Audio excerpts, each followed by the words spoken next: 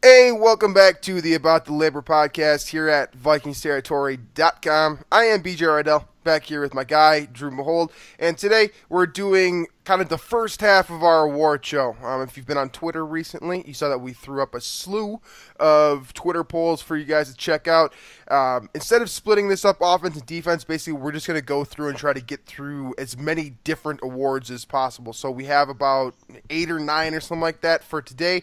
Then when we record on Thursday again, and we'll do another group of them at that point in time. Also, the About the Labor pregame show will be the About the Labor midweek show. I believe that's going to be later on today on Wednesday or on Thursday. Again, that's something that we'll check out on Twitter, and we'll get back to you guys on later on. So today, just talking midseason awards and a little bit of Teddy Bridgewater. So pretty much par for the course for the bye week. So let's knock out a Shamrock sponsorship note here, and then we'll get into some Vikings football. So Shamrock's Irish Pub, downtown St. Paul, 995 West 7th Street, 55102. Fantastic burgers.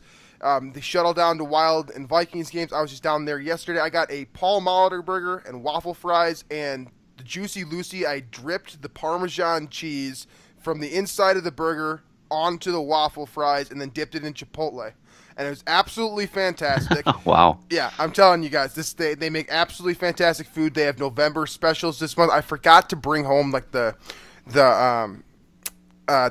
pamphlet of like November specials, but it was absolutely fantastic. Live music on most Fridays and then every Saturday and Sunday. It's going to be a great month for Shamrock, so make sure to check them out downtown St. Paul. Juicy Lucy's, booze, football. I mean, what more can you want? So check out Shamrock's Irish Pub downtown St. Paul. All right, getting on to the midseason awards here. Actually, let's start with Teddy because it's Teddy. Yeah. I mean, it's something Mike Zimmer. I mean, he had a press conference and basically, he told the media that he's prepared, in quotes, prepared to bring Teddy Bridgewater off the pup. I think and then he followed that up with saying a bunch of things that, try and, as he always does, he tries not to say explicitly what he is thinking. So he says, I'm prepared. We'll take it one day at a time, though, and see. We've still got 3 more days to figure it out. So take that what you will, but it does, from what I have experienced with Zimmer and reading between the lines, it seems like he's ready to take Bridgewater off the pup for the Washington game and activate him onto the roster. Not that he'll necessarily start the game, but it does look like he will be in uniform. At least that's what I would bet on right now. Yeah, I mean, that's something we've been talking about, over the last couple shows here, that sort of, we expected this to be the case, right? This isn't, and that's no pun intended. I think we both talked about how week 11, right after the bye, was probably the good point to, aim for, and if he comes off earlier, great. Now it's starting to sound like he's going to come off earlier. He's going to possibly start earlier than we expected. And I'm not talking about earlier than we expected right after the injury. I'm talking earlier than we expected as of like 2 weeks ago. So the progress is still there, obviously. It's awesome to see for Teddy Bridgewater. But honestly, until he gets back on the field, my thought on this process hasn't changed. Like, I'm still really excited for him to get back. I'm still really excited to see what he can do again. I still believe in his cause. I still believe that he's going to be a good quarterback once he returns. But the fact of the matter is, he hasn't returned yet. Nothing has really changed since the last update that we got on Teddy Bridgewater, except for now it's a little bit more set in stone, I guess. But I guess my point here is that I don't think a whole lot really happened today. I think this is just Mike Zimmer answering questions as he's supposed to, as he has to. But I am excited to see Teddy Bridgewater back out there. I mean, how much more can we really talk about the guy? I mean, he's a fantastic person, fantastic athlete. He works his tail off, and he deserves every bit of coming back. And, he has worked to make this happen, and I hope that everything works out for him. And when he gets back on the field, that we see, Teddy 2.0 instead of kind of a reduced version of what we saw on the field before. So I'm definitely excited. But I guess I don't mean to be a Debbie Downer, but I'm just not really, more excited than I was yesterday, just based off a couple of words from Mike Zimmer. Yeah, I mean, this is, if you want our take on which guys are going to start week 10 or week 11, you can listen to our last show. You can look in the comments too, because we got blasted for saying things that we said. So, but that's pretty, par for the course. So let's I can start the awards here. We'll kind of go through the ones that we have at least tweeted about on our account. Let's do that. The first one's pretty simple. Vikings midseason offensive MVP. Obviously, the Vikings have played half of their games this year, and this was interesting because arguably the top three skilled, I guess, players have been injured for most of the first half. You had Sam Bradford, Dalvin Cook, and Stephon Diggs. So the four nominees, at least that I tweeted out, and I feel like that were the top four choices: Case Keenum, Riley Reiff, Jerick McKinnon, and Adam Thielen. BJ, who do you got there? I went through and voted on all these polls as well. So I was very interested to see the results. That's why I checked it out. That's why I hit the made a vote on every single player. I went with Riley Reiff here. I think Adam Thielen is also a solid choice. Honestly, I'm okay with Case Keenum as well. I think that he has stepped up like a most valuable player. I just don't think that he, when we use the term most valuable player, it's generally, we don't use it correctly. We just use it to describe the best player on the team. And for me, that has been Riley Reiff this year. If we're talking about the most valuable player on the team, it might be Case Keenum, and I'm okay with that just because he has stepped up into a situation where I think he's blown all of us away. Like Drew just said, we got blasted for hating on Case Keenum last episode. I don't know where that came from because I said uneven performance and that I love the dude and he's the best intangible quarterback that I've seen in a while in terms of a backup. So I thought that was a pretty nice thing to say. So I actually have loved Case Keenum's performance this year. But Riley Reiff has been arguably the best left tackle in football. And I know they don't give out MVP awards to left tackles very often, but in the Vikings case, relative to last season, and we saw what happened last season when the offensive line imploded, Riley Reiff deserves a hell of a lot of credit for his performance, and he gets my midseason MVP award for the Vikes. Yeah, I think I'm not surprised at the results the way they are, with the kind of a toss-up between Reiff and Thielen as the two leaders. I voted for Thielen, and I guess simply the consistency of his production has been really better than any receiver in the NFL. He's the only receiver with 5 catches in every game.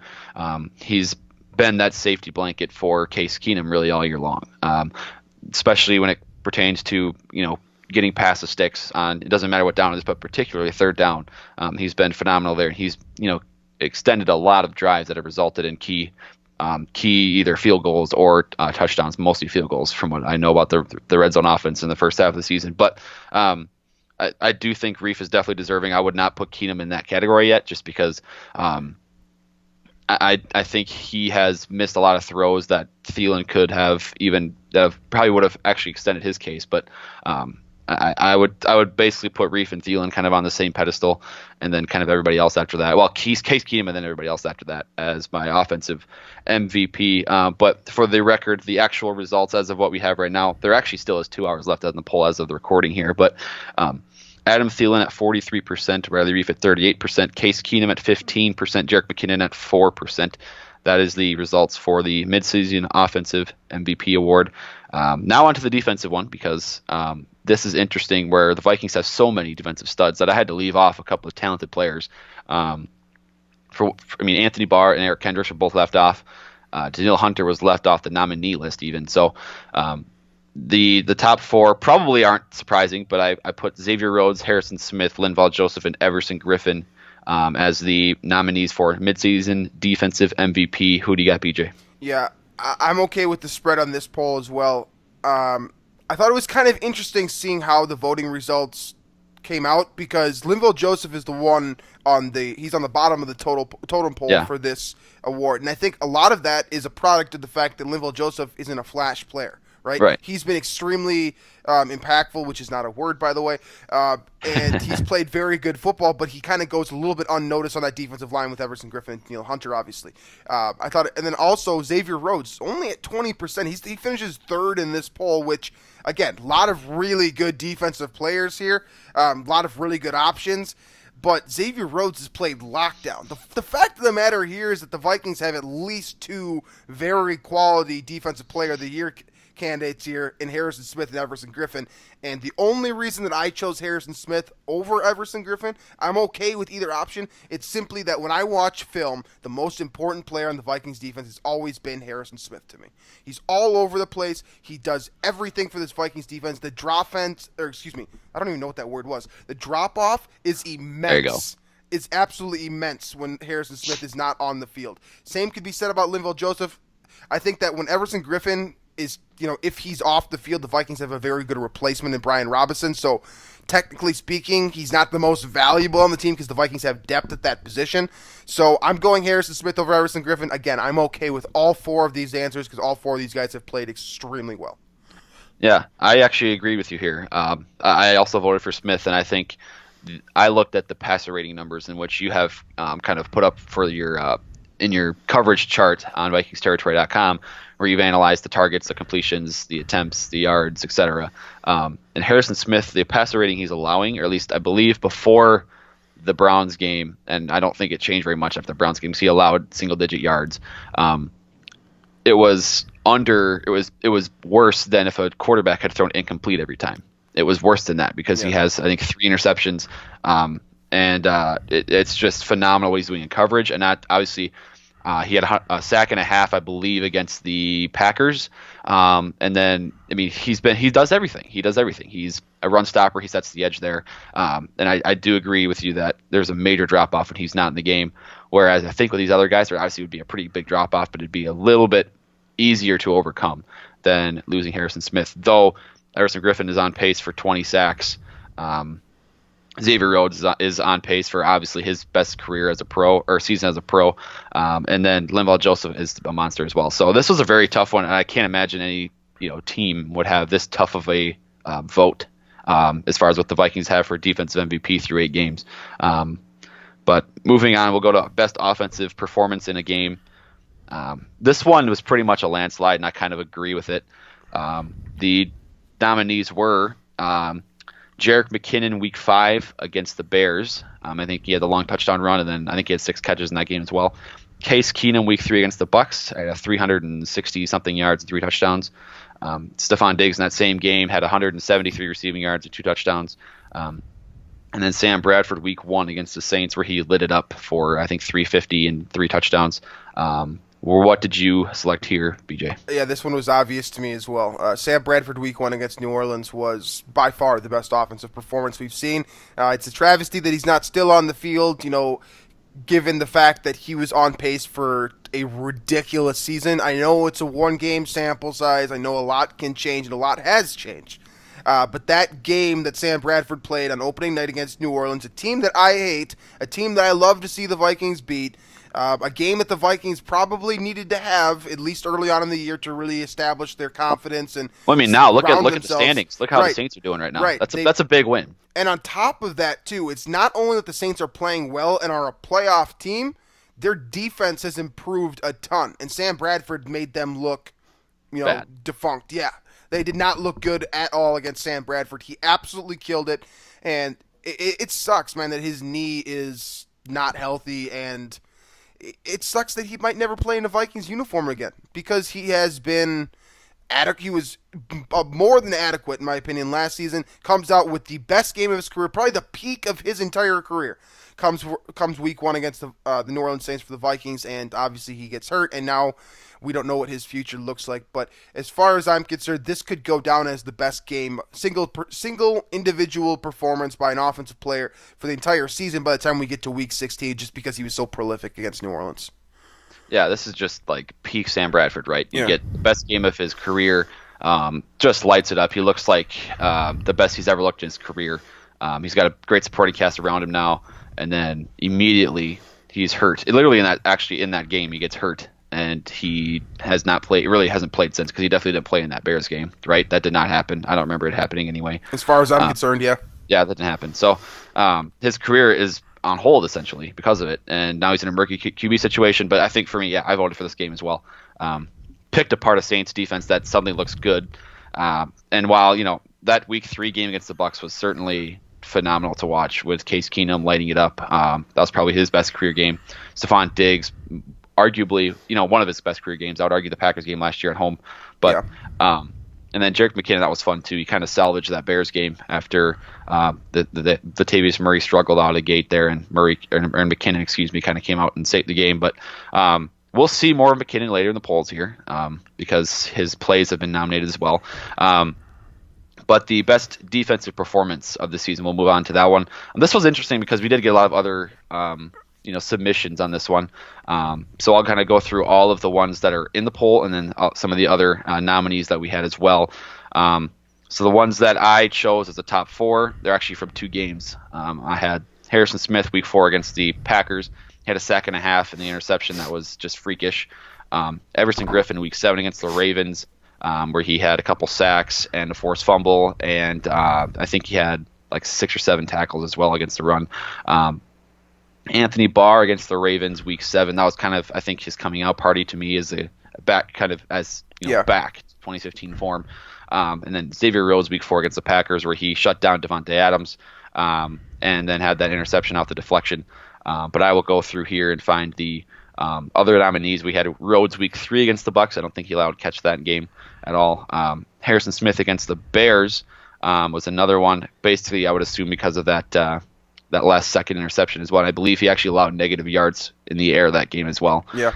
And then Anthony Barr versus Green Bay was also nominated, and I wonder if that was just because of the injury, but to the injury to Rodgers. But it's probably played a big part in it. But anyway, so those were also nominees. But BJ, what did you pick for this award?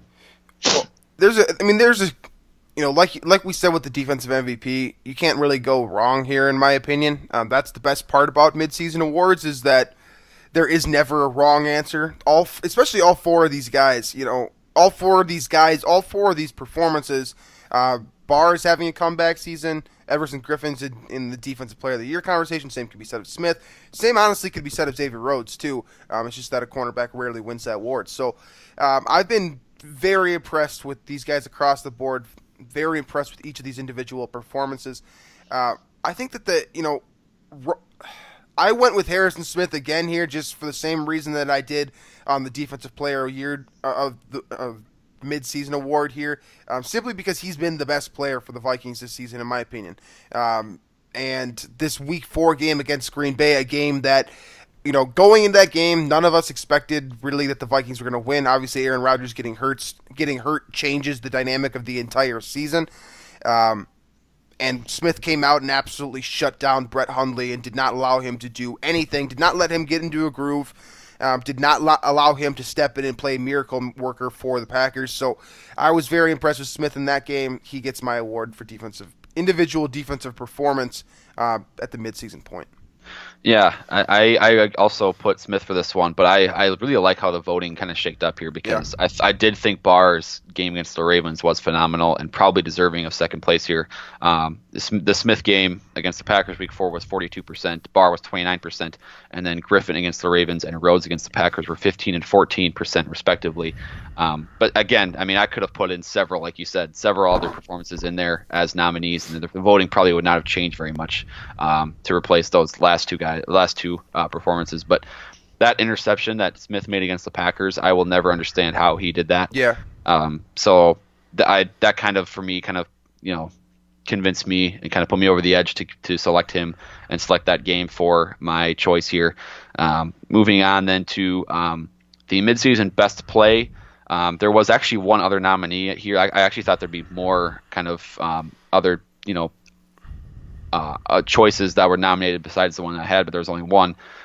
So what I nominated was the Harrison Smith interception against the Bears that kind of iced the game, the 59-yard touchdown catch against the Bucs by Stephon Diggs, the 58-yard touchdown run against the Bears by Jerick McKinnon, and then the interception of Harrison Smith against the Packers, the one-handed grab.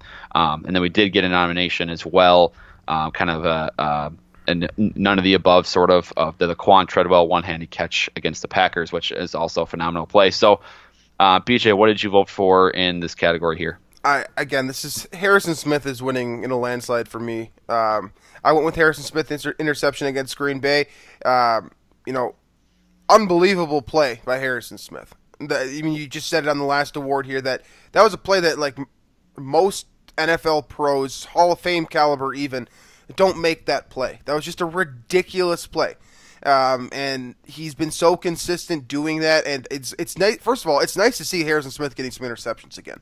Last year, obviously, no interceptions. He had a couple. He had an opportunity to get one against Tennessee. But we didn't see him, being the turnover machine that he was in the past. And this year, it's came back in a big way. He's definitely asserted himself as arguably the best safety in the NFL once again. He's been doing it on primetime, and there was really no better example of that, in my opinion, than that interception against Green Bay. You could make a case for any of these plays, really. The Diggs touchdown against Tampa Bay was another, electric play that changed the outcome of the game. So I'm going Harrison Smith here, but I'm okay with pretty much most of these answers here. I think the Vikings ran out a little bit towards the end. I mean, the Jerick McKinnon 58-yard touchdown was unbelievable. It was a game breaker for the Vikings, but in terms of being a best play award nominee, probably falls a little bit short. And then the Laquan Treadwell catch was great, but I mean, I'm sorry, I can't give Treadwell too much props for making one catch. I mean, it was a hell of a catch. It was a hell of an individual play, but it's happened one time, and there wasn't enough follow-up to that. And I know that this is a best single play award, but I'd be lying to you if I told you that it doesn't factor in for me, the rest of the performance in that game and the season as a whole.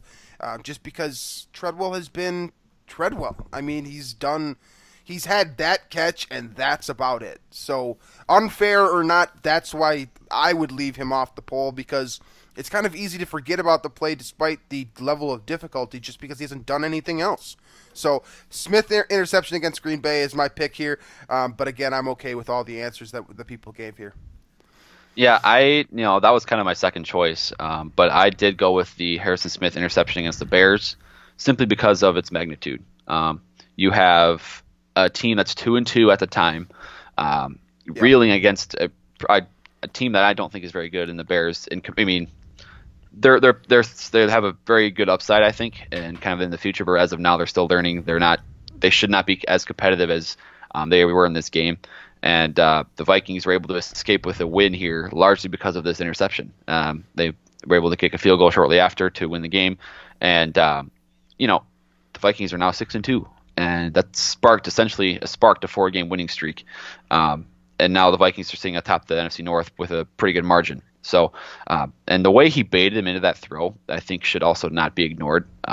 Harrison Smith really was expecting Trubisky to try to throw that across his body because he had seen it before in the game. Trubisky was throwing across his body. He threw that touchdown to Zach Miller that should not have been thrown, and it was tipped by Sendejo. Smith figured that out in his head, that there's a tendency of a rookie quarterback to try and make the hero play here. Try to throw across his body to a receiver that was at the time he looked open, but Smith baited him into it and undercut it. That's just it's an elite play by a safety who has gained the experience of at the highest level for now 6 years, and figured it out. So that was the nominee I picked. That actually finished third in the voting. The Diggs touchdown against the Buccaneers was second at 24%. The pick you chose against the Packers was the winner at 35%, and then my choice was 22%, the interception against the Bears, and then the Jets touchdown was 19%. So that was the voting there. The last award for at least this show and for the first part here, we have the best Vikings touchdown celebration through 8 games. This one was a landslide as well, which I think we all know before even mentioning which one won, but I will say it was a little bit closer than I actually thought it was going to be.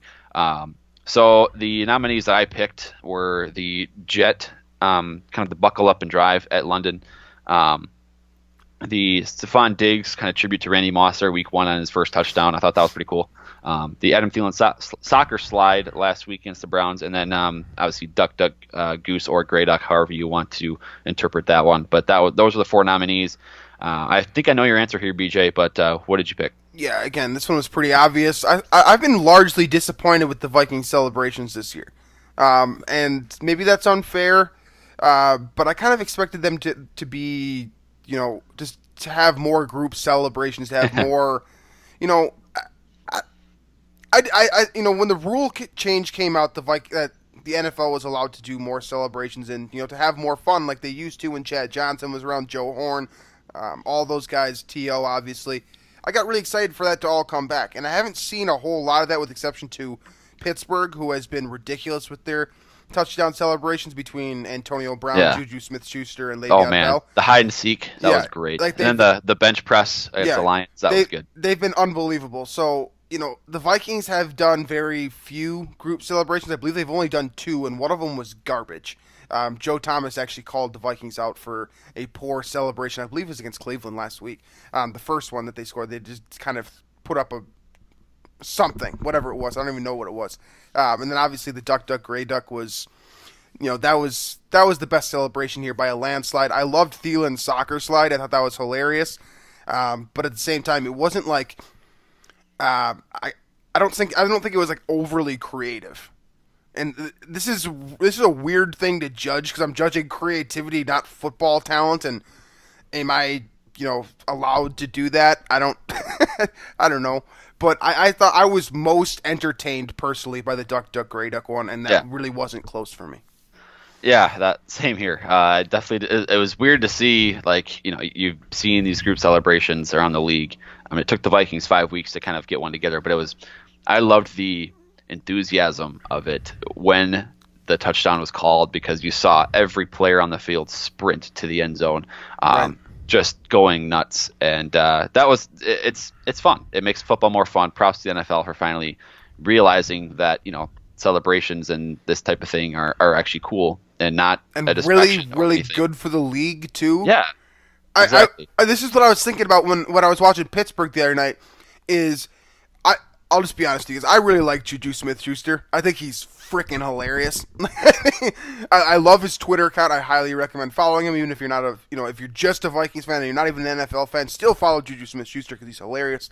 And I've been really I just want the Vikings to have one of those guys. You know what I'm saying? One of those guys that just has so much positive energy, it just overflows. I feel like there are a couple guys that could be that guy. I think Diggs, Jarrett McKinnon could be. I think Diggs could too. But it's here. This is the one question I want to ask you coming off of this poll here, because I see this all the time on Twitter. Whenever players talk about celebrations, I always see some 45-year-old father of 4 or a 65-year-old old man or someone pissed that loves old school NFL basically saying to Juju or whoever it is that's talking about celebrations on Twitter, saying, stick to the football game. That's dumb. Watch some film. Why do you have a note tab in your iPhone of 25 different celebrations? Shouldn't you be focusing on the playbook or whatever it is? Shut up. This is a more efficient way to grow the game. Yes. I mean, social this is an area of expertise for me. I'm literally a communication major at St. John's, so social media is growing faster than it ever has. It's growing exponentially, and the vast majority of those users are people that are teenagers, young people that have those accounts. So I feel like playing to that audience is far more lucrative, far more beneficial than trying to please your 65-year-old old fart that's been watching football for 50 years. Those people aren't going to be sharing their opinions on social media nearly as much as what we see now with the young people. So it's way better for the NFL for the exposure of the game to see the celebrations and for young people to say, oh wow, that's actually really cool, that's really funny. Yeah, and it also makes me more sense. It's also way better for the individual. I mean, think about the marketing plays that Juju Smith-Schuster has gotten for himself. To break down kind of his ascent, and I know he's not Vikings, but this is what a Vikings player could potentially do, assuming that they take the same type of route, right? Juju Smith-Schuster is 20 years old.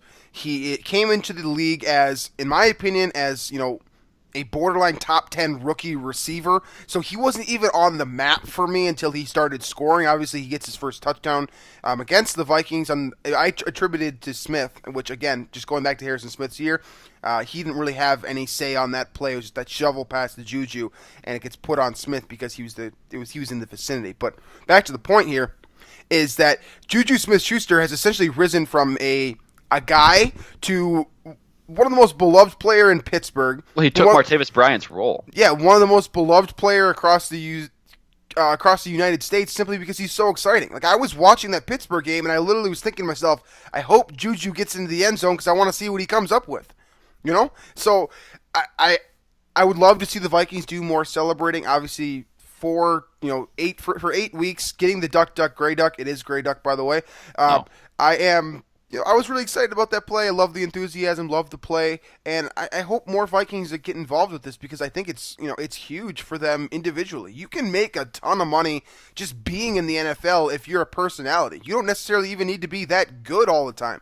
As long as you're just a fun player that makes plays at the right moment on national TV and you throw up a good celly, you're going to start getting national ads, local ads, just putting money into your pocket by being a fun-loving person. That's something that Juju Smith-Schuster has done very, very well at the age of 20, and I'd love to see the Vikings do this moving forward. You talked about Jerick McKinnon. I said Stephon Diggs. I think the Vikings definitely have the swag here to be more creative and more fun moving forward. Yeah. We'll have a better list of touchdown celebrations to talk about at the end of the season.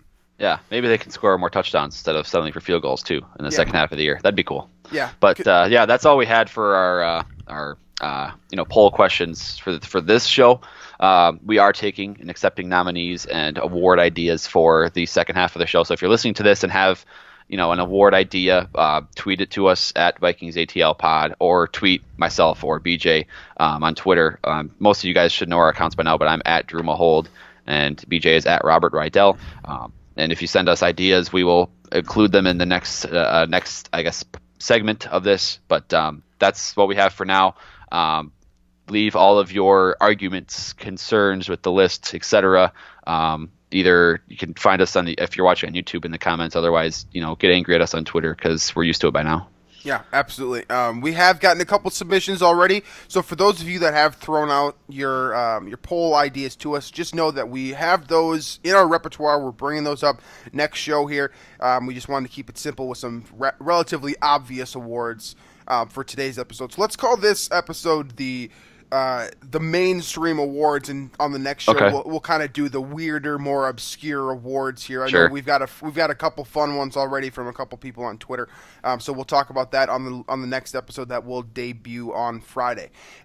So that is about it for today. A little bit of a shortened episode, obviously, since it is the bye week.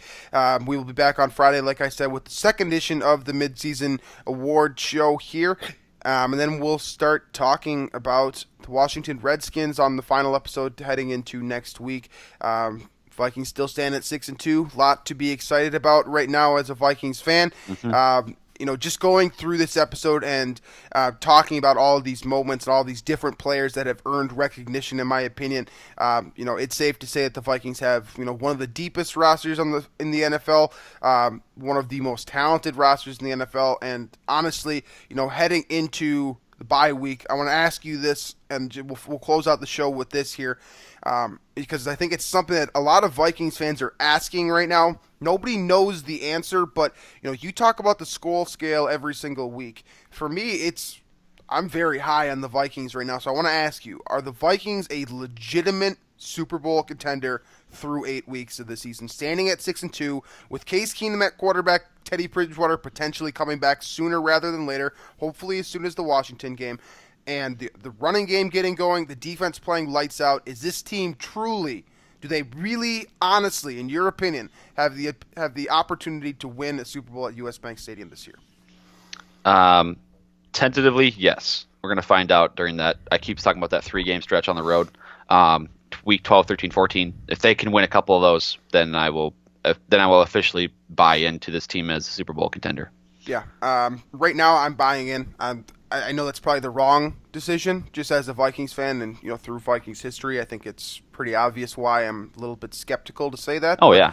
Yeah, I mean, I got a 5 on the Skol scale this week because of exactly that reason. Like, it doesn't even matter if they're 8-0 right now or if they're 9-0, they're going to be the same. This guy, he says it every week. I think his name is Greg something. He says 5 because I've been a Vikings fan for 50 years and I know what happens. I know what happens every year. So and that's fair. Definitely do not blame Mr. Greg for that take. But at the same time, to answer the question here and give a simple answer that has a definitive one-way decision for me, so that I'm basically putting it on audio so I can look stupid later on, is what this amounts to. Is yes, I think the Vikings are a Super Bowl contender right now. I really, truly believe that, and I think that if Teddy Bridgewater comes back and plays, at an elevated level to what Case Keenum has done, and just literally does what Teddy Bridgewater did for the Vikings back in 2015 when he brought them to the postseason, I think the Vikings are absolutely a Super Bowl contender at this point, and honestly, that's more a product of the parity in the league that we've been talking about so often in the Friday Frenzy segment, and just the fact that the Vikings defense is so damn good that, relatively acceptable quarterback play is going to get the job done. So that is the midseason award show for this episode. Make sure to check out Shamrock's Irish Pub, obviously. VikingsTerritory.com, iTunes, Stitcher. Hit the subscribe button on YouTube if you haven't already. And we will catch you guys later on this week with another edition of the award show and some more obscure, more creative awards for the midseason point. Thanks for listening, folks, and we'll catch you guys later on this week.